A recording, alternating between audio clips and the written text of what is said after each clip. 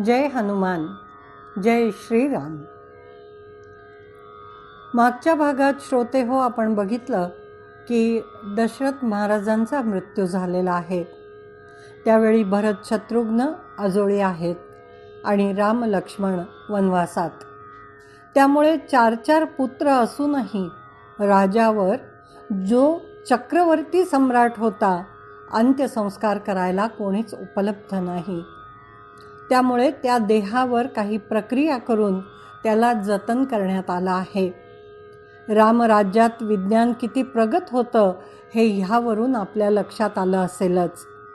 आणि वसिष्ठ ऋषींनी भरत शत्रुघ्नला आणण्यासाठी 5 दूत त्यांच्या आजोळी पाठवले आहेत.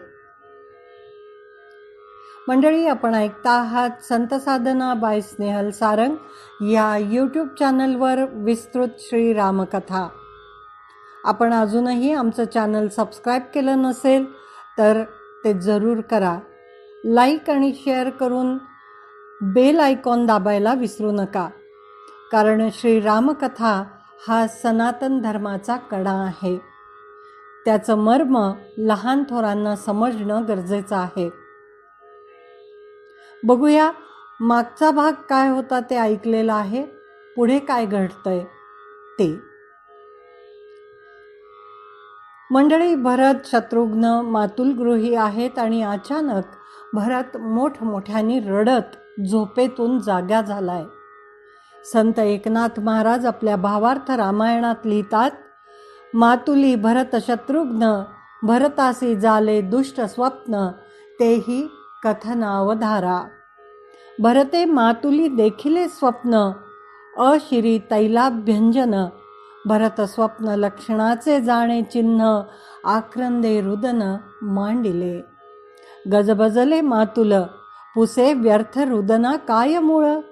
येरू म्हणे अतिप्रबळ दुःख मूळ आम्हा झाले.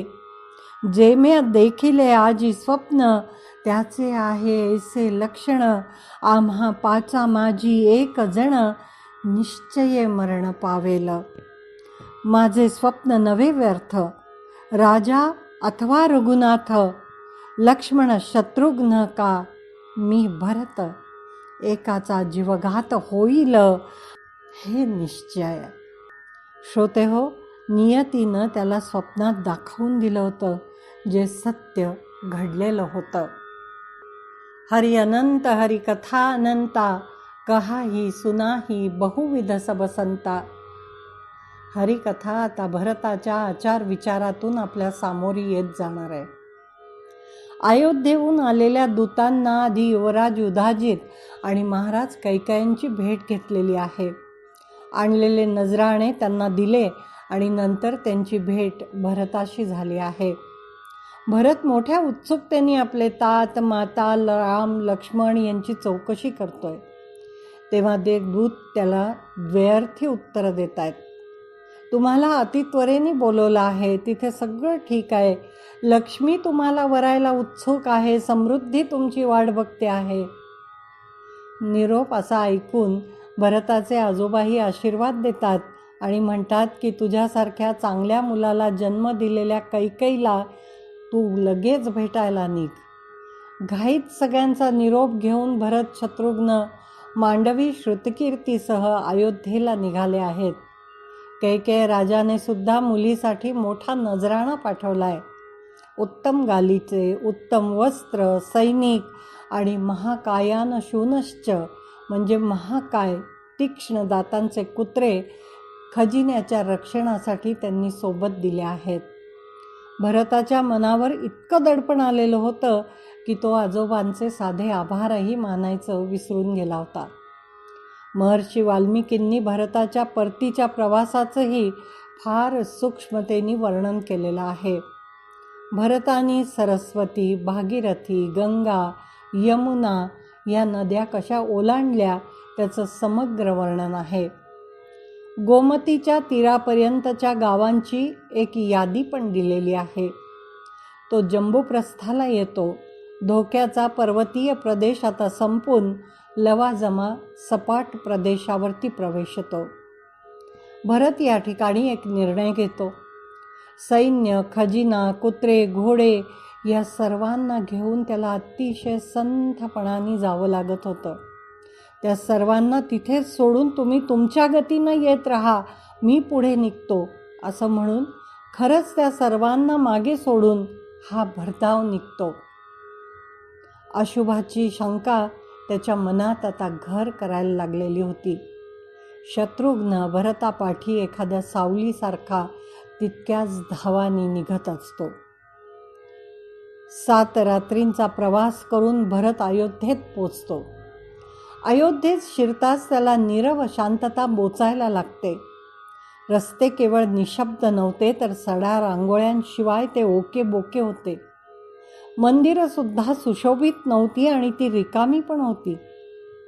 फुलांची दुकानंही बंदच होती. नक्की काय घडलं असावं याचा अंदाज भरताला येतच नव्हता. कोणती अघटित घटना सामोरी येणार आहे त्याचं भय मनात घेऊन तो राजप्रसादाच्या परिसरात आला. इथे सुरक्षेसाठी असलेली कपाटयंत्र धुळीने भरल्याचं त्यानं बघितलं आणि तो धावत दशरथ महाराजांच्या घरात शिरला.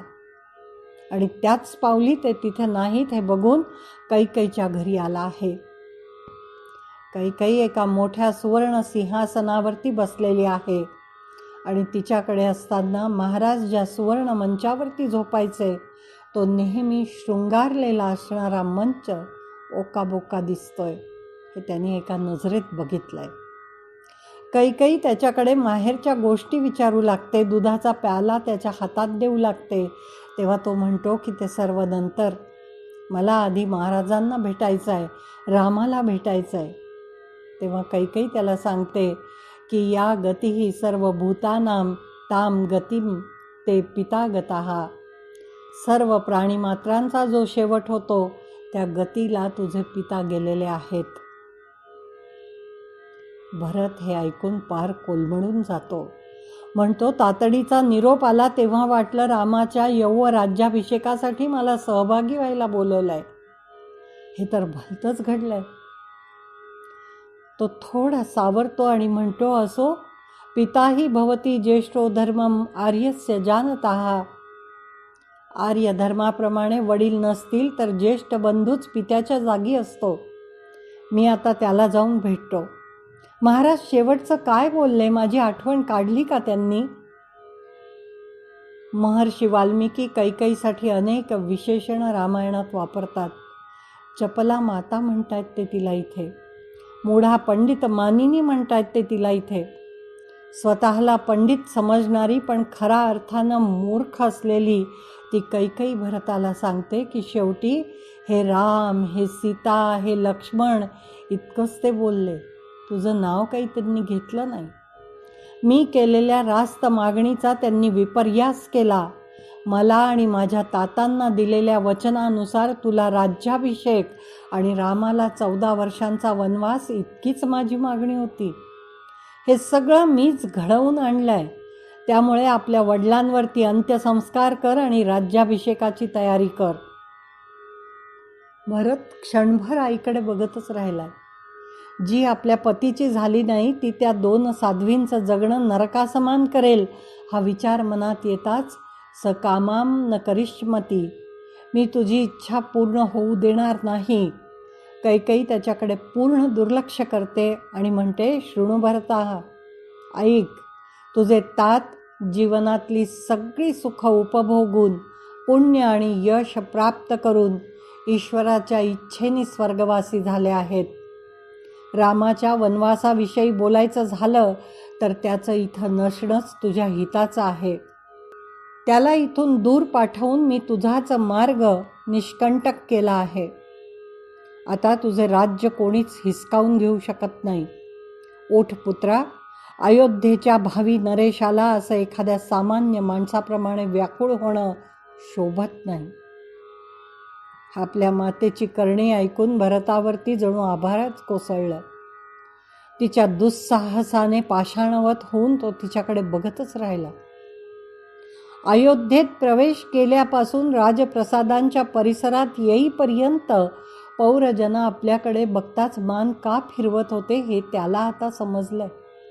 ते सगळेच त्याच्याकडे एखादा मोठा गुन्हेगार दिसावा अशा तिरस्काराने बघत होते. कैकेयी पुन्हा त्याचं मन वळवण्यासाठी बोलू लागते, तेव्हा मात्र भरत क्रोधित होतो. स्वतःला दूषणं लावू लागतो. मी नक्की मागच्या जन्मी मोठं पाप केलेलं असावं, म्हणूनच विधात्यानं मला अशा स्वार्थाने अंध झालेल्या स्त्रीपोटी जन्म दिला. हे सगळं ऐकून तातांनी प्राण सोडला. माझ्या दोन्ही मातांना आणि राम लक्ष्मणाला मी सुद्धा या षडयंत्रात सहभागी आहे असंच वाटत असेल का? मी कोणत्या तोंडानं त्यांच्यासमोर जाऊ? मंडळी, हरिकथा दुःख, खेद, त्रागा अशा त्रिवेणीत बराच काळ आपल्याला गुंतवून ठेवते. म्हणून म्हणते, हरि अनंत हरिकथा अनंता, कहाही सुनाही बहुविधी सब संता. गदी माडगुळकरांच्या सिद्धहस्त लेखणीनं भरताचा हा संताप फार प्रभावीपणे आपल्यासमोर मांडलाय. ते लिहितात, मातान तू वैरिणी, मातान तू वैरिणी, अश्वपतीची नव्हेस कन्या, नव्हेस माझी माय. धर्मात्म्यांच्या वंशी कृत्या, निपजे नांदे काय. वदनाथाचा करील मोढे, पतिव्रता का कुणी. माता न तू वैरिणी, माता न तू वैरिणी. तुला पाहता तृषार्थ होते या खड्गाची धार. श्रीरामांची माय परी तू कसा करू मी वार. प्रचंड संतापलेल्या रागाने लालबुंद झालेल्या भरताच्या क्रोधाची जागा आता दुःखाने घेतली आहे. तरीही तो कैकेयीची खूप निर्भत्सना करतोय. अतिशय वाईट शब्द वापरतो आहे. साधू चरित्रे विभ्रष्टे, चांगल्या वागण्यापासून ढळलेली म्हणतोय. आम्हाला आमच्या कुळाचा, आमच्या परंपरांचा खूप अभिमान आहे, गर्व आहे. तू तो बुडवायला निघाली आहेस. तुला आवडणार नाही, पण मी वनात जाऊन रामाला परत आणणार आहे आणि त्याला त्याच्या राज्याचा अधिकार देऊन दासभूतो भविष्यमी, त्याचा सेवक होऊनच मी राहणार आहे. निष्कलंक चारित्र्य हे भारतीय परंपरेचं, इक्ष्वाकू कुळाचं, वंशाचं आणि रामायणाचं वैशिष्ट्य असल्यामुळे भरतापुढे सगळ्यात मोठी अडचण येते ती चारित्र्य संपन्नता जपण्याची. कलंक धुवून काढून अयोध्येची पुन्हा कीर्ती वाढावी असं त्याला आता वागावं लागणार होतं. भरत आल्याचं कळल्यामुळे अमात्य मंडळी कैकेयीच्या घरी पोचले आहेत. त्यांना बघताच भरतानी स्पष्ट शब्दात सांगितलं की राज्यम न कामये न मंत्रये मातरम. मला राज्याची इच्छा नाही आणि मी माझ्या आईच्या कटात सहभागी सुद्धा नाही. मी आईच्या कटात सहभागी नाही हे भरताला भेटणाऱ्या प्रत्येक व्यक्तीला निक्षून आणि समजावून सांगावं लागत होतं. हे दुर्दैव. भरत शत्रुघ्न कैकेयीच्या घरून त्वेषाने बाहेर पडून कौसल्येच्या घराकडे निघाले असतानाच तिला त्यांना भेटायचं असल्याचा निरोप येतो. अतिशय अपराधी आणि दुःखी अंतःकरणाने दोघं भाऊ कौसल्येसमोर येतात आणि क्षणात सगळी अंतरं संपून जातात. कौसल्येच्या मिठीत दुःखावेग आवरू न शकलेले ते दोघं आणि आता कोणीतरी आधाराला आला आहे याचं समाधान मिळालेली माता, असं संमिश्र वातावरण सुमित्रेच्या साक्षीनं तिथं घडत होतं.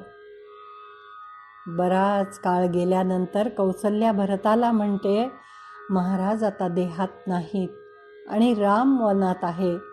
तेव्हा हे निष्कलंक राज्य तू स्वीकार कर. मी आणि सुमित्रा आता वनात जाऊ इच्छितो, तेव्हा आम्हा दोघींना तू तिकडे नेऊन सोड. कौसल्याच्या या बोलण्याने भरत खूप व्यथित होतो. महर्षी वाल्मिकी लिहितात की एखादी जखम ताजी असतानाच कोणी त्यात सुई खुपसावी तशा तीव्र वेदना त्याला होतात. तो कौसल्याला विचारतो, मी हे राज्य स्वीकारीन असं तुला वाटलंच कसं? हे पाप आहे, ते मी कधीच करणार नाही. भरत म्हणतो, ज्या पाण्याला आपण तीर्थ म्हणतो त्या पाण्याला तीर्थ स्वरूपात शुद्ध ठेवण्याची आपली जबाबदारी असताना हे पाप त्या तीर्थाचं विष करणार आहे. पाणी प्रदूषित करून ते वापरायला देणाऱ्याला केवळ मृत्युदंड देण्या इतकं ते मोठं आहे. मी ते कधीच करणार नाही. आपल्या आईच्या पापाचा पाढाच त्याने कौसल्येपुढे वाचलाय. तेव्हा कौसल्या त्याच्या मस्तकावरून हात फिरवत म्हणते की सुदैवाने तुझं मन ह्या पापात सहभागी नाही हे मी माझं भाग्य समजते. किमान कौसल्या आणि सुमित्रा माता आपल्याला दोषी समजत नाही आहेत हे बघून त्याचं उसणं अवसान हरपतं आणि भरत ओक्साबोक्षी रडू लागतो. खूप मोठा प्रवास करून आल्यामुळे दमलेले आणि अचानक अतर्क्य घटनांना सामोरे जावे लागल्यामुळे थकलेले ते दोघे राजपुत्र तिथेच गाढ झोपी जातात. भरत शत्रुघ्न आल्याचं लगेचच वसिष्ठांना समजलेलं असतं. त्यांनी पाठवलेले दूत, सैन्य, खजिना ह्यात अडकलेले असले तरीही हेर यंत्रणेने आपलं काम चोख केलेलं आहे. मात्र क्रोध अनावर होणार आणि शोक विवेकबुद्धीवर अधिपत्य करणारच हे जाणून कुलगुरू वसिष्ठ उजाडण्याची वाट बघतात. ते सकाळी लवकरच कौसल्येच्या घरी पोचतात. त्यांना पाहताच भरत शत्रुघ्न त्यांच्या पायावर लोटांगण घालतात. त्यांना दोन्ही हातांनी उठवून वसिष्ठ त्यांना शोक आवरायला सांगतायत. आलम शोकेन भद्रम ते. शोक संपवून आता महाराज दशरथांच्या पुढच्या प्रवासाची व्यवस्था तुला अगोदर करायची आहे भरता. आपल्याच शोकात बुडून आपण वडिलांबद्दलचं कर्तव्य विसरलो याबद्दल भरताने आधी त्यांची क्षमा मागितली आहे. त्याची अनुमती आणि अष्टप्रधान मंडळांनी एकमताने दिलेली संमती गृहीत धरून वसिष्ठांनी अंत्ययात्रेसाठी लगेच काही आदेश दिले आहेत.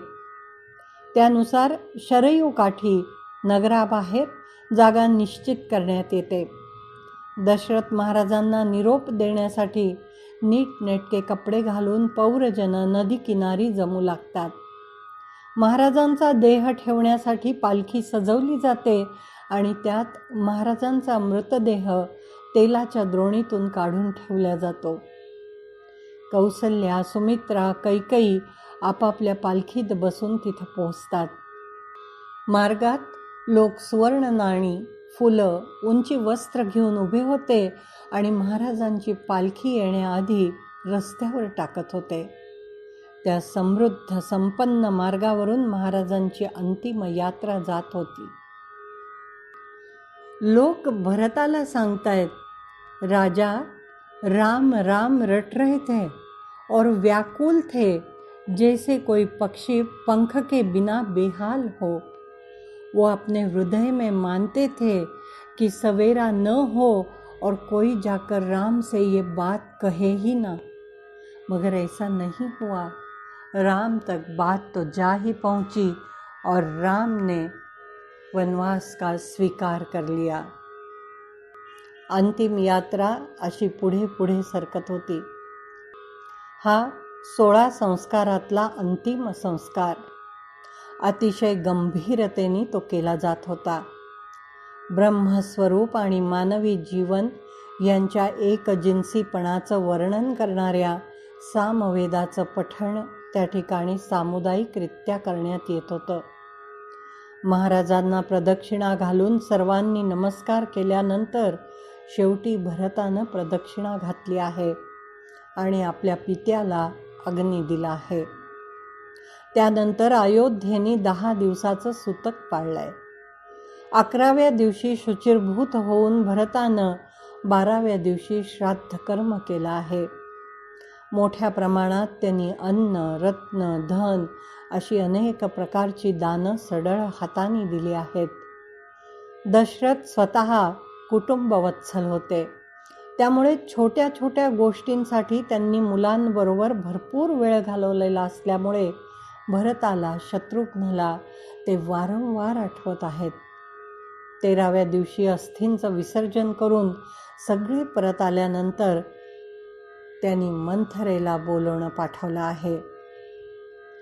आपल्या पौपुत्रासमान असलेला भरत आता राजा होणार या आनंदात मंथरा दागदागिने घालून सोबत मोठा दासीगण घेऊन भरताला भेटायला निघाली आहे.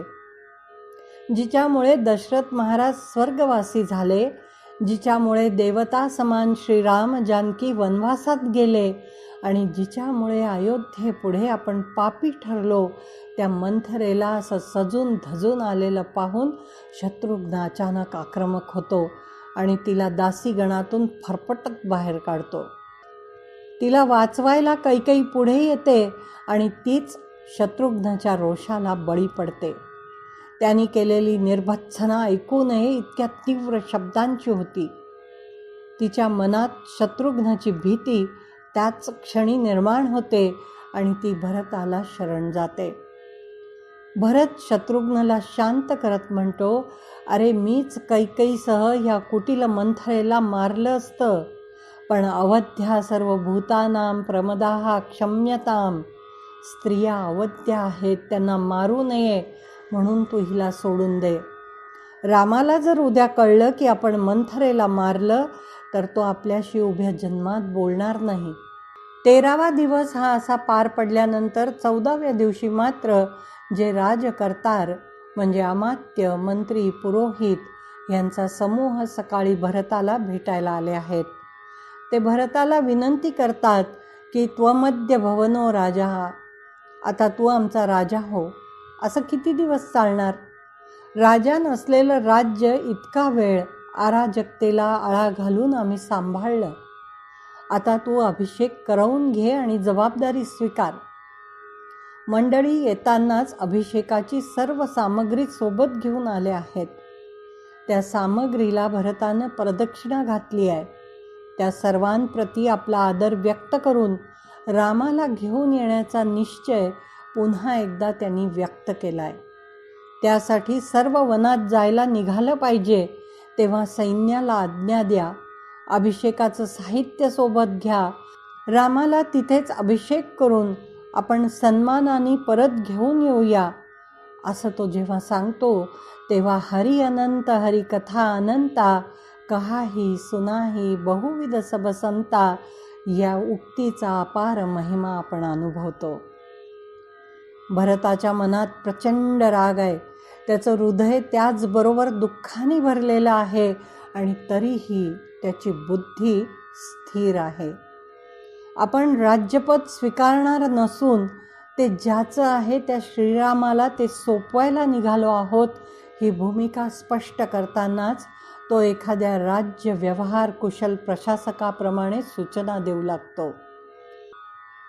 दशरथ महाराजांचे और्ध्वदेहिक उरकल्यानंतर भरतानं परिस्थितीची सर्व सूत्र आपल्या हातात घेतली आहेत. वनात जाताना जरी रामाला कष्ट झाले असले तरी परत येताना त्याला प्रतिष्ठापूर्वक राजमार्गावरून आणायचं आहे. त्यासाठी राम नेमका किती दूर आहे हे माहीत नसल्यामुळे ही मोहीम दीर्घकालीन असू शकते हे तो समजतो. तो सांगतो की आधी स्थपतींना बोलवा. भूमी प्रदेशाची मोजणी करणारे यंत्रज्ञ आणि उंच सखल जमिनीची जाण असणारे पुढे पाठवा. रामाला शोधायच्या पहिल्या चमूत यंत्रकाः रवानकाः सूपकाराः म्हणजे त्यांच्यासह उत्तम स्वयंपाकी पण पाठवा. सैन्याचे हाल होऊ नयेत म्हणून ही काळजी भरत घेतो आहे. तो सांगतो की जिथे झाडं नसतील तिथे रस्त्याच्या दोन्ही बाजूंना झाडं लावा. ज्या ठिकाणी भरपूर पाणी वाहताना दिसेल तिथे बांध घालून सरोवर निर्माण करा आणि जागोजागी सुरक्षित जागा बघून भोवती खंदक खोदून मुक्कामाची सोय करा. रामाला परत आणतानाचा मार्ग चांगल्या कारागिरांनी निर्माण केलेला सुंदर आणि आकर्षकच असला पाहिजे. मरगळलेल्या अयोध्येत हळूहळू पुन्हा नवचैतन्य येऊ लागलं होतं. रामाच्या परत येण्याची एक नवी आशा निर्माण झाली होती. रामाला परत आणणं ही जणू काही एक लोक चळवळ झाली होती. सुनिर्मित महापथाः अशा छावण्या आणि व्यवस्था अयोध्या ते गंगेपर्यंत करण्यात आल्या. राजा दशरथ अनंतात विलीन झाले. त्याला आता 15 दिवस झाले होते. भरतानं सूत्र हातात घेतलेली सगळ्यांना समजली होती. त्यामुळे नित्याप्रमाणे पहाटे भरताच्या घरासमोर मंगलवाद्य आता अयोध्येत वाजू लागली होती. भरत चाणाक्ष होता. त्याने तात्काळ सांगितलं की मी राजा नाही, तो अजून यायचा आहे. ही वाजंत्री ताबडतोब बंद करा. आता मात्र वसिष्ठांनी राजसभा बोलवली आहे. त्याचं लक्ष तिकडे लागलं आहे. राजशिष्टाचारानुसार सभेतून बोलवणं येत नाही तोवर राजभवनात त्याला आत जाता येणार नव्हतं. राम, जानकी, लक्ष्मणही ह्या दारातून परवानगी मिळाल्यानंतरच आत गेले होते. राजभवन शातकुंभमयी, मणिरत्न समाकुला, सुवर्णांनी मढलेलं, मणिरत्नांचे अलंकार मढवलेलं असं होतं. वसिष्ठांचं आसनही सुंदर होतं आणि ते बसले होते तो सुवर्ण मंच होता. या राजसभेसाठी ब्राह्मणान, क्षत्रियान, गणवल्लभान या सर्वांना बोलवून आणलेलं होतं. अमात्य, अष्टप्रधान, पुरोहित हे सर्व उपस्थित झाल्यावर भरत शत्रुघ्नला राजसभेत येण्याचं निमंत्रण पाठवलं गेलं. ते सभेत येताच एक प्रकारचं चैतन्य सभास्थानाला आलेलं आहे. वसिष्ठ सरळ भरताशी बोलू लागतात. तुझे वडील आता हयात नाहीत, वडील बंधू वनात आहे, तर तू ह्या राज्याची जबाबदारी स्वीकार. तुझा लवकरात लवकर अभिषेक होणं आता गरजेचं आहे. वसिष्ठ त्याला सांगतात की पूर्व, पश्चिम, उत्तर, दक्षिण अशी चारही दिशांची सगळी राज्य थांबून गेली आहेत. अपरांतः समुद्राः, अपरांत म्हणजे दक्षिणेची किनारपट्टी. समुद्रमार्गे होणारा व्यापार हा समृद्धीचा मुख्य स्रोत. ही जबाबदारी अयोध्येची आहे आणि आता ते सगळं थांबून गेलं आहे. साम्राज्याची व्यवहार प्रक्रिया तू राजा झाल्याशिवाय सुरू होणार नाही, म्हणून तू ताबडतोब राज्याभिषेक करवून घे. वसिष्ठांचं हे बोलणं ऐकून भर सभेत भरताच्या डोळ्यांमधील अश्रू धावू लागलेत. ही काय वेळ आली आहे माझ्यावर. भरत कोणाचीही पत्रास न ठेवणारा कटुभाषी होता. तो म्हणतो, रामासारखा पात्र व्यक्ती असताना मी राजा का व्हायचं आहे. आमच्या मागे दिलीप, नहुष अशा राजांची परंपरा आहे. ज्येष्ठ आणि श्रेष्ठ त्यालाच अभिषेक होत आलाय. कविश्रेष्ठ कालिदास या कुलाबद्दल लिहितात.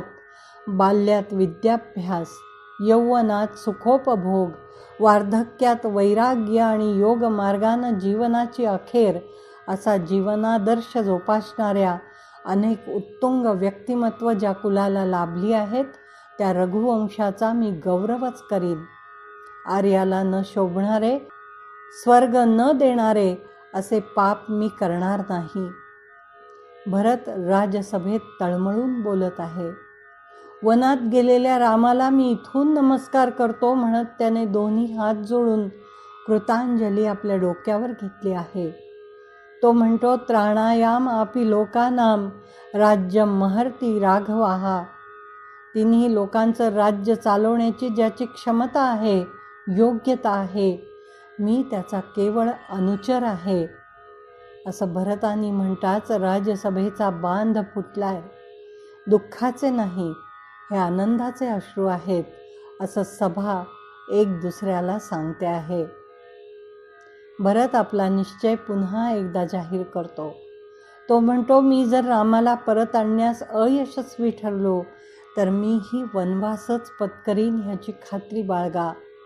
राजसभेची सगळी सूत्र वसिष्ठ हळूहळू भरताच्याही नकळत त्याच्या ताब्यात देत गेले आहेत. भरत सांगतो की मी केवळ हे बोलत नाही आहे. कालच मी रस्ते बनवणाऱ्या स्थपतींना पुढे रवाना केलं आहे. तो वसिष्ठ, अमात्य, अष्टप्रधान मंडळ आणि लोकप्रतिनिधींच्या परवानगीनं सुमंताला आज्ञा देतो, निघायची तयारी करा. रामाला नमस्कार करून भरत सूत्र हाती घेतो आणि तो त्याचा नैतिक अधिकार मानून सगळेजण कामाला लागतात. ही वार्ता सगळीकडे पोहोचते आणि घराघरातून पौरवजन रामाला आणण्यासाठी वनात जायला सिद्ध होतात. रामशोध यात्रा खूप मोठी होती. राजा दशरथांचा देह अनंतात विलीन झाला त्याला आज 16 दिवस झाले होते. ह्या दिवशी भल्या पहाटे सर्वजण अयोध्येबाहेर पडले आहेत. यात्रेचा एक प्रतिष्ठाक्रम होता. सर्वात पुढे भरताचा रथ होता. शत्रुघ्नही त्यातच होता. 9,000 हत्ती, 60,000 रथ, घोड्यावरती 1,00,000 माणसं, शिवाय असंख्य पालख्या, बैलगाड्या असा तो लवाजमा होता. शत्रुघ्नचा रुद्रावतार पाहून त्याच्यासह भरताला शरण गेलेली कैकेयी, कौसल्या, सुमित्रेसह यात्रेत सहभागी झाली होती. महर्षी वाल्मिकींनी ह्या सगळ्यांना मिळून आर्य संघातः असं नाव दिलं आहे. सुवेशा शुद्ध वसना म्हणजे स्वच्छ कपड्यांमधील हे सगळे कोण कोण होते तर नैगमहा म्हणजे मोठे व्यापारी, सुतार, वस्त्र विणणारे, धोबी, नावाडी, न्हावी असे सगळे ह्या यात्रेत सहभागी झाले होते. सुमंतांच्या मार्गदर्शनामुळे ते थेट शृंगेवरपूरच्या वेशीपर्यंत येऊन पोचले आहेत. भरताने तिथं विश्रांती घेण्याचं ठरवलं. गंगेच्या तीरावर उदक श्राद्ध तर्पण करायचा मानस त्यांनी व्यक्त केला. भरताच्या रथासह जे हजारो रथ सोबत होते त्या सर्वांवर असलेला ध्वज अयोध्येची ओळख देत होता. या ध्वजावर अत्यंत सुंदर अशा कोविदार वृक्षाचं चिन्ह होतं. तो आम्रवृक्ष होता की पिंपळ हे आज सांगता येत नसलं तरी कोविदार म्हणजे मनात आनंद निर्माण करणारा. आपल्या परंपरेत वृक्षांना किती मानाचं स्थान होतं हे त्यावरून सहज समजू शकतं. तर राजा गुहानं ससैन्य येणारा भरत ओळखला होता. राम त्याचा सखा होता आणि तो अयोध्येचा मंडलिक मधल्यामध्ये अडकला होता. रीतीनुसार राजा गुह भरताला नजराणा घेऊन स्वागताला सामोरा गेला. मनातून मात्र तो अत्यंत नाराज होता. हा नेमका कशासाठी निघाला आहे? रामाचा वध करण्यासाठी की त्याला पकडण्यासाठी? त्याच्या गुप्तहेरांनी आधीच दिलेल्या वार्तेनुसार त्याने गंगेचा काठ 500 सशस्त्र नावा उभारून सुरक्षित केला होता. गुहाला किती दिवस लढावं लागेल हे माहीत नसल्यामुळे त्यांनी नावाड्यांना खाद्यपदार्थांची बेगमी करून ठेवायला सांगितली होती. तो रामाला सुरक्षित ठेवण्यासाठी भरताशी लढायला सज्ज होता. मित्रासाठी सैन्य घेऊन येणाऱ्या शत्रूची अशी नाकेबंदी त्यांनी केली होती. त्यानंतरच तो भरताला भेटायला गेला, कारण तो मंडलिक होता अयोध्येचा. तो भरताला म्हणतो की हा गंगेचा काठ दुर्गम आहे आणि आत जंगल अतिदुर्गम. मात्र मी इथलाच असल्यामुळे मला सगळे रस्ते माहीत आहेत. मी आपल्यासोबत येतो. तो भरताला एकटं सोडायला तयार नाही आहे. शेवटी भरताला त्याला हे समजावून सांगावं लागतं की मी रामाचा वध करायला, त्याला पकडायला चाललो आहे हे डोक्यातून काढून टाक. मी त्याला सन्मानपूर्वक अयोध्येला घेऊन जायला आलो आहे. रामच जगातला ज्येष्ठ, श्रेष्ठ आणि योग्य राजा आहे. दुसऱ्या दिवशी सुद्धा गुहाचा संशय फिटलेला नाही. तो पुन्हा भरताची भेट घेतो. या भेटीत तो भरताला सांगतो की हे जे नावांमध्ये सैनिक उभे आहेत ना, त्यांची ताकद फार मोठी आहे. प्रसंगी ते चतुरस्त्र सेनेला हरवू शकतात. आता सुमंत मध्ये पडतो. सुमंत राजा गुहाला खात्री देतोय की असं काहीही मनात सुद्धा आणू नकोस. हा तुझा सखा रामाचा अनुज आहे. तू केवळ त्याच नजरेने भरताकडे बघावंस तेच योग्य. मग मात्र राजा गुह रामचंद्रांच्या अनेक गोष्टी सांगतो. राम असेच निसांजेला आले होते. या इंदुगी वृक्षाखाली ते थांबले होते. राम, लक्ष्मण आणि मी आम्ही तिघांनी एकत्र संध्या केली. या इथे आम्ही गवताची शय्या तयार केली. रेशमी राजवस्त्र ल्यालेली आणि अलंकारांनी सजलेली माता जानकी त्या गवतावर गाढ झोपी गेली. त्यांना काही त्रास होऊ नये म्हणून लक्ष्मण रात्रभर पहारा देणार होता. मग मीही तिथेच थांबलो. जाती पाती धनु धर्म बड़ाई, प्रिय परिवार सदन सुखदाई. सब तजी तुमहि रहेही उरलाई, तो ही के हृदय रहु रघुराई. जाति पाति धन धर्म बढ़ाई, प्यारा परिवार और सुख देने वाला घर सबको छोड़कर जो केवल आपको हृदय में धारण किए रहता है, हे रघुनाथ जी आप उसके हृदय में रहिए. अशी प्रार्थना करून विस्तृत श्रीराम कथेला आज मी विराम देते आहे. लवकरच भेटूया पुढच्या भागात. तोपर्यंत आपण अजूनही संत साधना बाय स्नेहल सारंग हे यूट्यूब चॅनल सबस्क्राईब केलं नसेल, बेल आयकॉन दाबलं नसेल तर ते आधी जरूर करा. लाईक आणि शेअर आपण करालच हा विश्वास घेऊन आज आपला निरोप घेते आहे. जय श्रीराम.